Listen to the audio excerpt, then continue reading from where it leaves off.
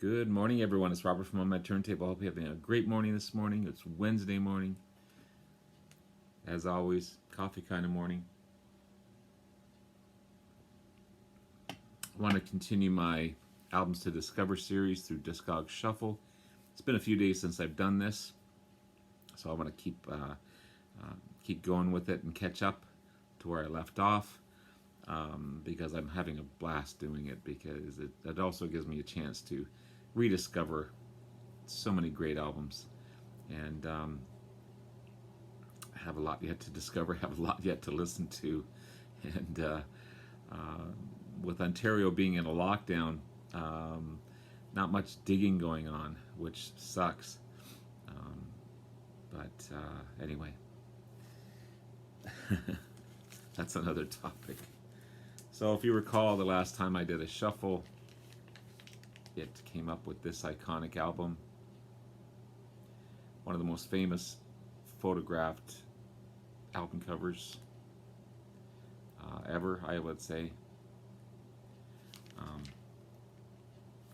by an amazing band, my favorite band. My favorite album, although Revolver is sometimes a close second and sometimes first, depending on the day.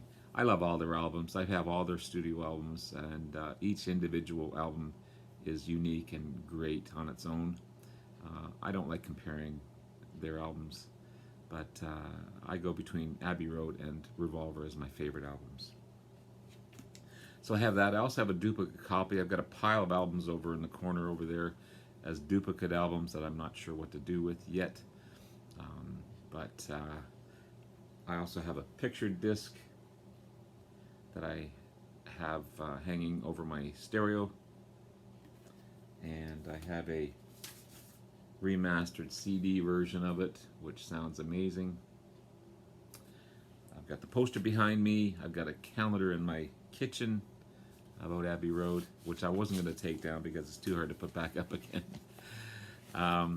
So yeah,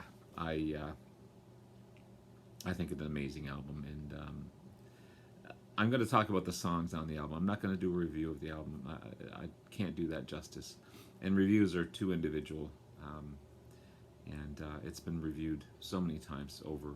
I just don't think that's the right thing to do. So I'm just going to talk about the songs, what the songs meant to the band members, what others thought of the songs, that type of thing, and go from there. So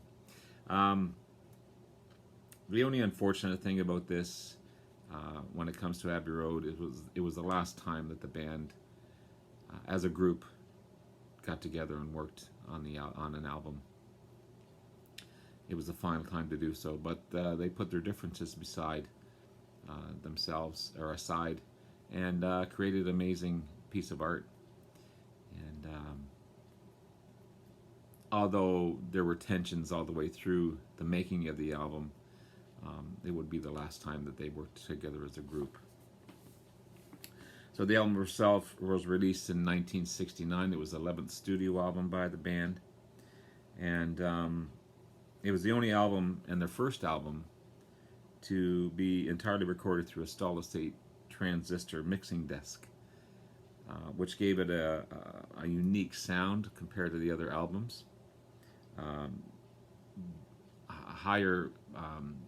Higher tones, deeper bass, deeper low end, and more definition and clarity. So it was a great sounding album at the time of recording, and that was back in 1969. Also working as an assistant engineer on the project was no other than Alan Parsons, who later went on to work with Pink Floyd on Dark Side of the Moon, and then of course formed the amazing band Alan Parsons Project. So that was kind of a cool little bit of tidbit.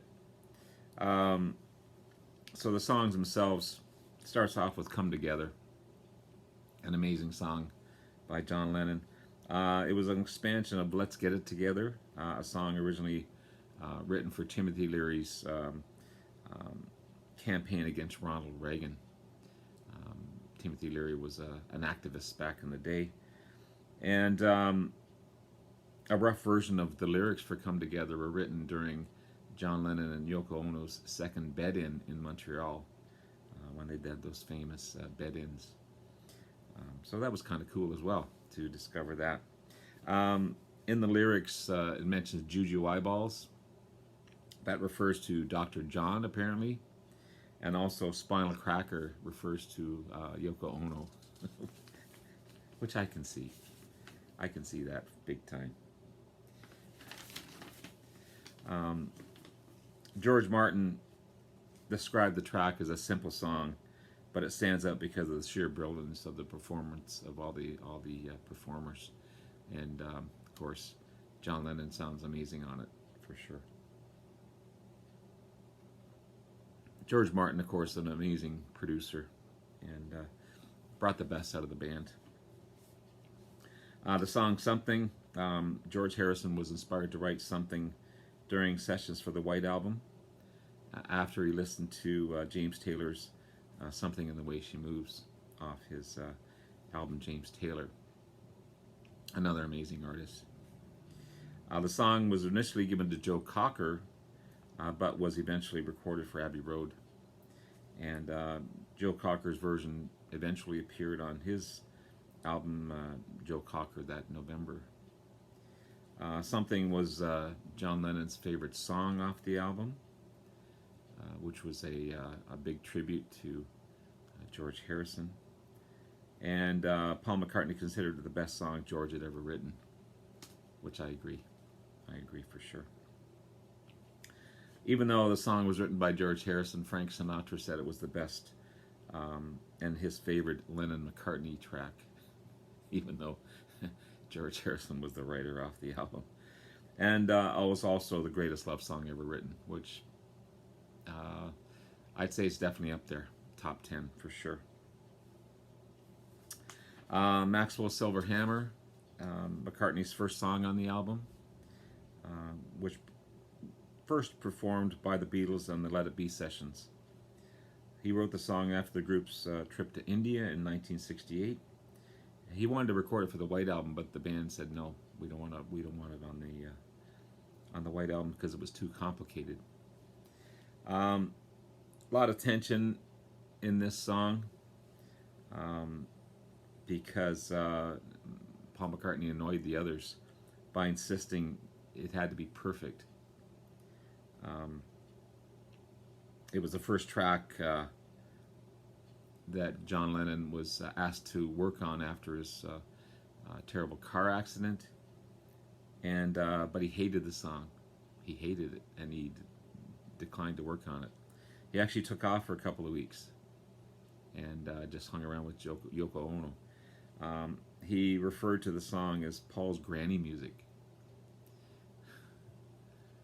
But yeah, I can see that as well.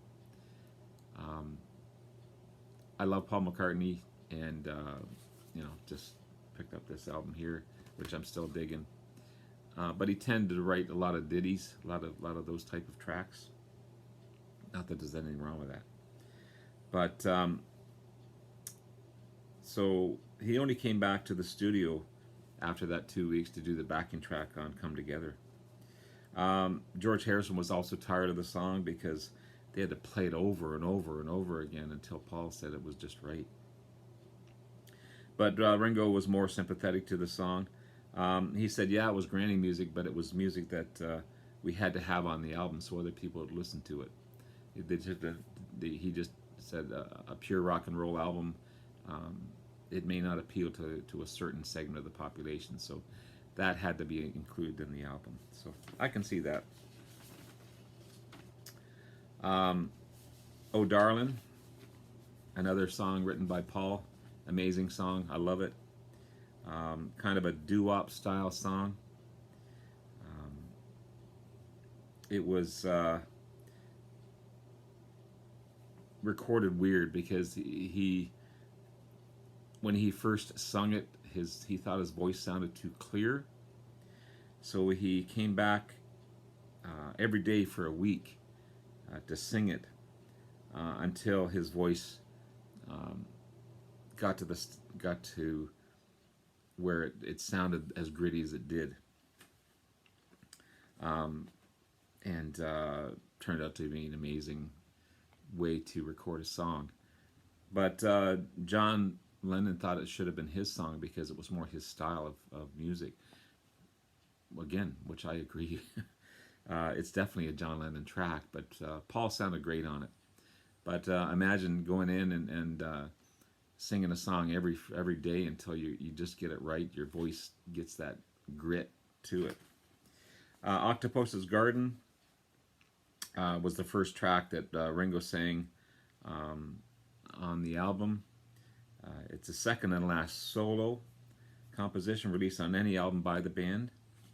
It was inspired by a trip to Sardinia aboard Peter Sellers' yacht after Ringo Starr left the band during the White Album. Um, Starr received full writing credit for the song, even though him and George worked on it together. And then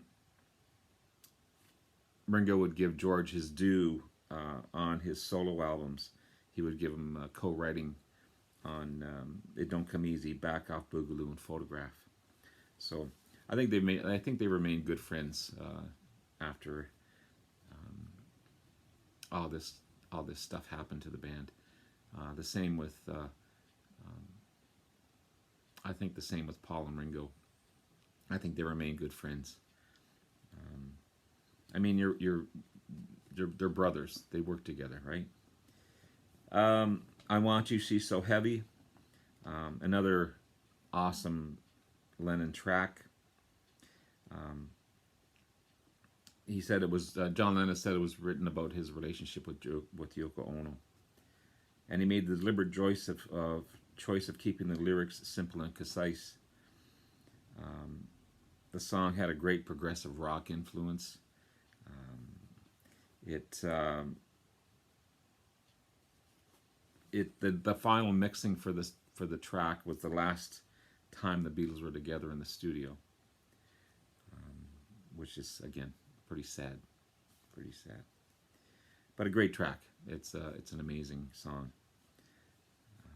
Here Comes the Sun, another Harrison classic. It was written in Eric Clapton's garden in Surrey during a break from the stressful business meetings that the band had to go through. Harrison sang lead and played acoustic. Paul provided background vocals. He played bass on it as well. And, of course, Ringo on the drums. John didn't perform on this track because he was still recuperating from his car accident. But he also thought it was an amazing song. I think John respected George for his talent, his writing skills. Kind of a rival. I think he was a better player than John Lennon, although John was a great guitarist. There's different thoughts out there as far as John Lennon's guitar style, but I think George was the better guitarist for sure.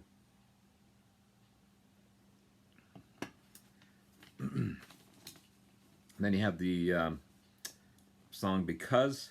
It was inspired by Lennon listening to Yoko Ono playing Ludwig van Beethoven's Moonlight Sonata on the piano. He was laying on the sofa of the house and listened to Yoko play. Then he said, "Can you play those chords backwards?" And she did. And he wrote the song "Because" around them. Track featured three-part harmonies by John and Paul and George. And then they were triple tracked to give like 9 voices. It sounded like 9 voices around. They thought it was the hardest and most complex vocal arrangement they had ever attempted. George Harrison played the Moog synthesizer, and George Martin actually played the harpsichord, which opened the track. Then you have the opus, The End. 16-minute medley of 8 short songs, recorded over July and August, blending into a suite by McCartney and George Martin. It's awesome. It truly is awesome. There's so many. The little songs in there are so good and so unique. the first track, "You Never Give Me Money." Um, there's rumors that McCartney had claimed it was about Alan Klein and how he ripped off the band. A lot of Klein's empty promises. I mean, some people doubt that, but I know Klein really screwed them around for sure. Um, and then this song, "You Never Give Me Money," transitions into "Sun King," and "Sun King" was again a beautiful Lennon song, and then it goes into "Mean Mr. Mustard," then "Polythene Pam." Then "She Came In Through the Bathroom Window" was written after a fan entered McCartney's residence through his bathroom window, which is kind of. And then "Going to Golden Slumbers," a beautiful, beautiful track, based on Thomas Decker's 17th century poem sent to New Music. And then "Carry That Weight," and then feature choruses from all the four Beatles, and then closing with "The End." The end features Ringo's only drum solo ever on any of their discography. And then 54 seconds into the song, it kicks in with amazing lead guitars. The first two by Paul McCartney, he's a great guitarist on his own. I didn't know he played all the lead, most of that lead. I didn't know that. And then the second by George Harrison, and then the third two by John Lennon. And then they repeated a couple more times. Harrison suggested the idea of a guitar solo on the track, and Lennon decided they should trade solos, and then Paul decided he should go first. The song ends with a more memorable final line, "And in the end, the love you take is equal to the love you make." And then it goes into that beautiful end the guitar solo again. And then the album itself is silent for about 20 seconds, and then all of a sudden Her Majesty kicks in. And then Her Majesty was recorded by Paul McCartney on July 2nd. He got to the studio before everyone else, and laid down this little ditty about Her Majesty. George Martin had always said never throw anything out, because you never know what you're going to discover. So the engineer, John Colander, had been instructed by George Martin never not to throw anything out. So after McCartney left the studio, Colander attached the track to the end of the master tape after 20 seconds of silence. And somehow it got through, and it remained on the album. And the band loved that track. They loved that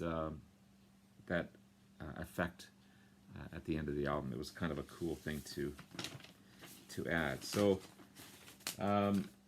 that's it. That's the album in a nutshell. It's an amazing album from start to finish. One of my favorites. It's I don't want to say you take the Beatles for granted, because their music is so good, and there's so much other music to discover. But once you listen to these guys again, you realize how brilliant they are, despite their egos and despite their misgivings amongst each other. They produced some great music, and probably something that'll never be repeated again. And it's unfortunate these days. Don't get me wrong, there's millions of amazing artists that are upcoming and are still around. But these guys, based on the time of when they were together, produced some of the best music in the world. And Abbey Road is one of them. So anyway, there you go. I hope I did it justice. And I hope you guys enjoyed. Oh, yes, I better do my next Discog Shuffle. Let's see what comes up. I was focusing so much on that album, I forgot.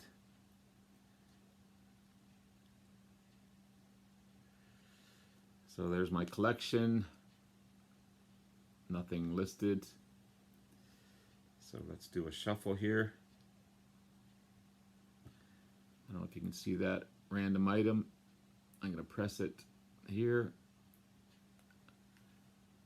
Oh, awesome. The original motion picture, Jesus Christ Superstar. I think this is with Ted Neely in it. I'm really going to look forward to that one. I've got two versions of Jesus Christ Superstar. I've got one with Ted Neely, and I've got one with Ian Gillan. And both amazing. So looking forward to that. Anyway, have yourself a great day, guys. We'll talk to you again soon, and take care. Bye now.